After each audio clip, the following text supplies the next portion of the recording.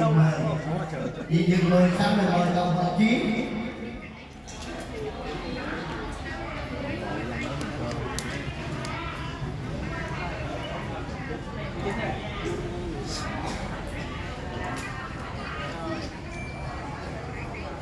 Cậu mở chiến, mời cậu mở chiến, mở chiến em đi. Cậu không dám tới này mình mở thôi. Cậu mở chiến xong rồi mời cậu mở cút.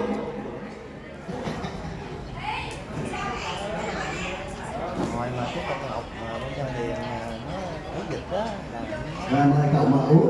Cậu mở út xong rồi tất cả anh chị bên ngoài có ai lên mở cho em cho chị mình không? hồi 2/16 chuyển Ngọc Tình ngay xong em chơi với anh chị đó. Rồi như vậy là hết rồi, anh chị không có, như vậy là thôi thế thì